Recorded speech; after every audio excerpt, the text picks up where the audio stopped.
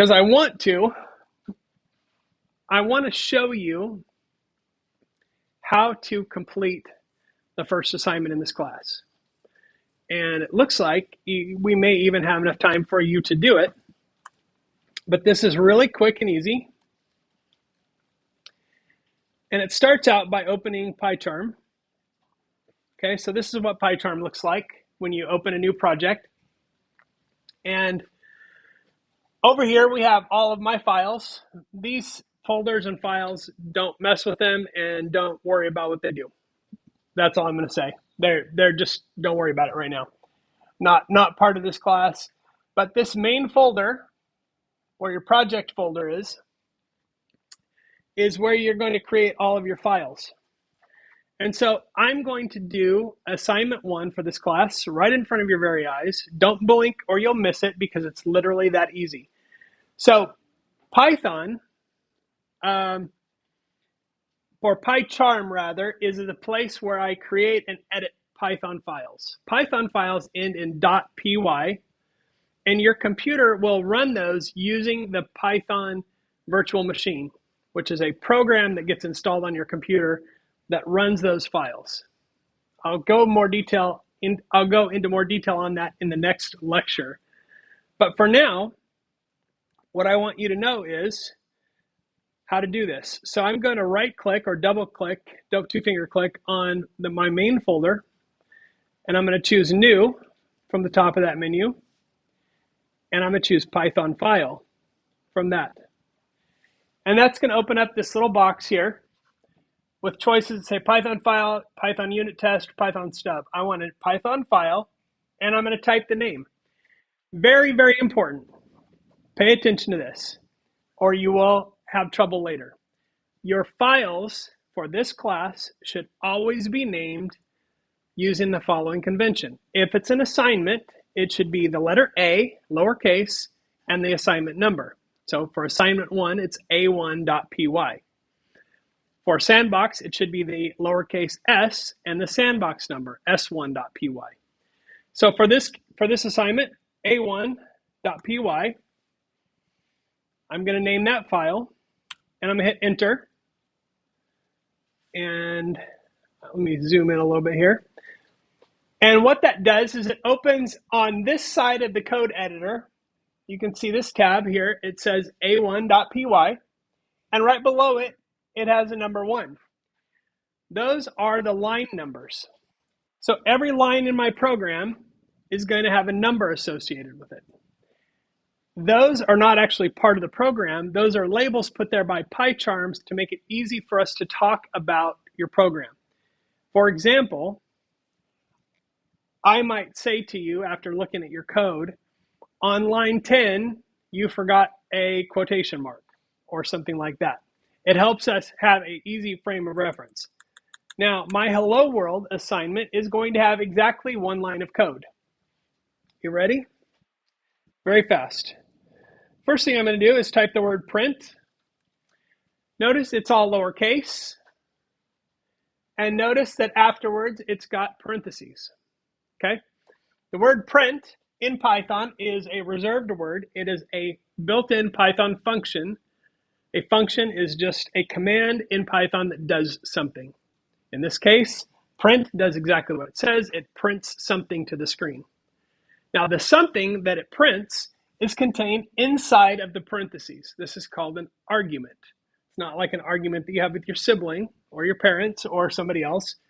An argument just simply says, I'm going to give you some information that is useful or necessary for the function to work.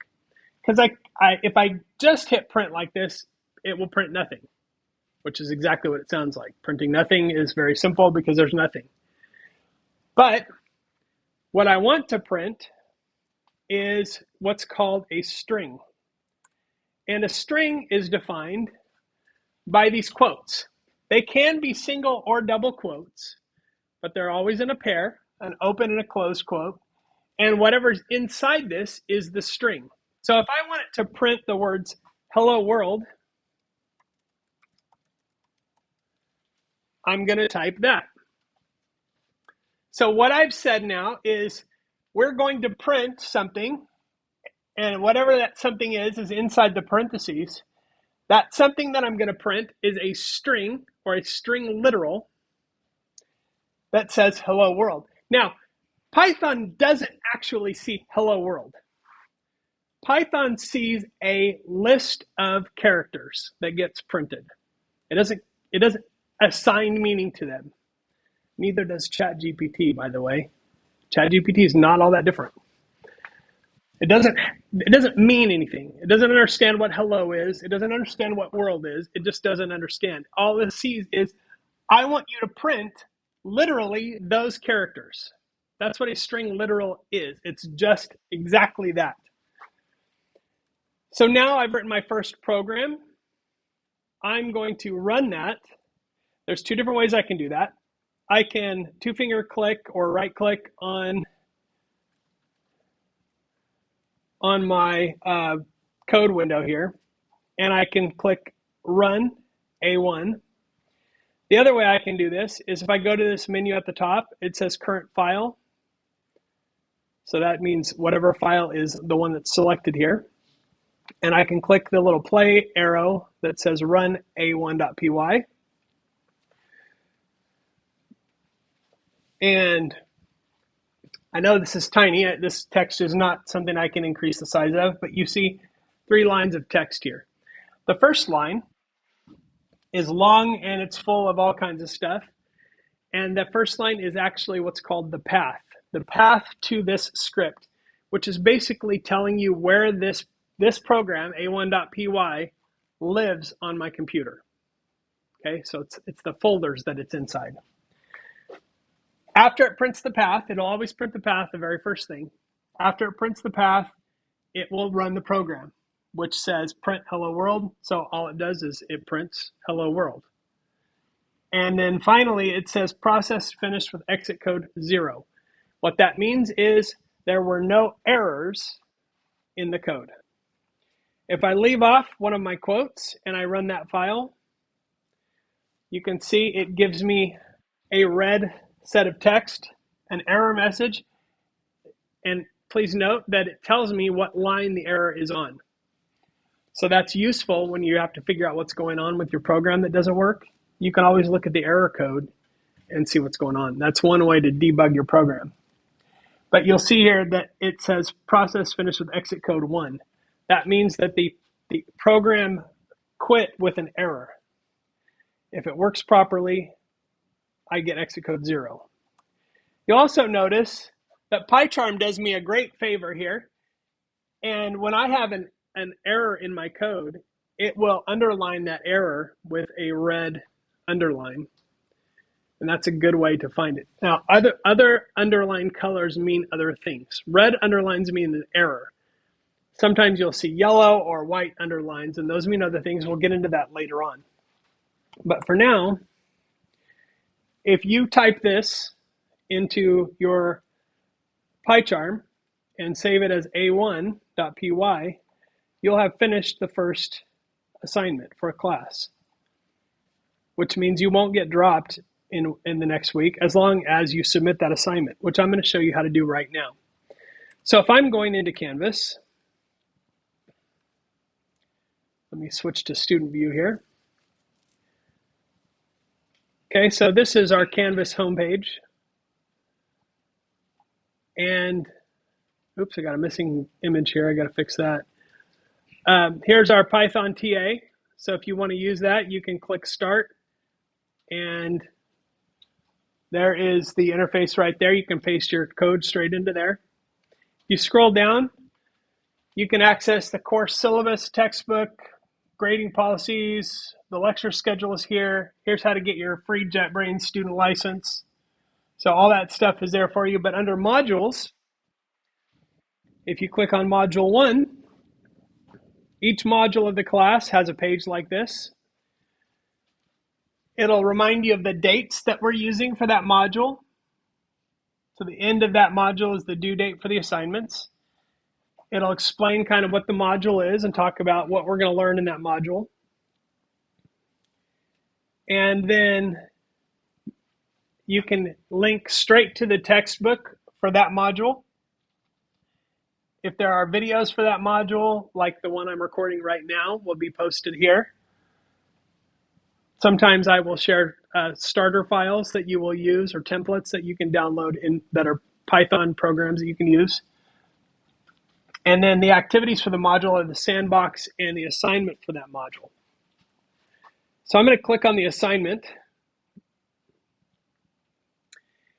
And I already submitted my, here, I'm just going to reset my student here.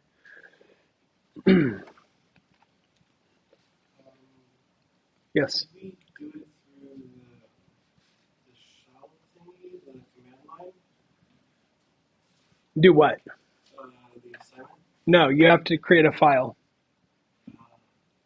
Yeah, because you have to submit it. And I'm going to show you how to submit that file right now. So I'm going to scroll down to A1 here.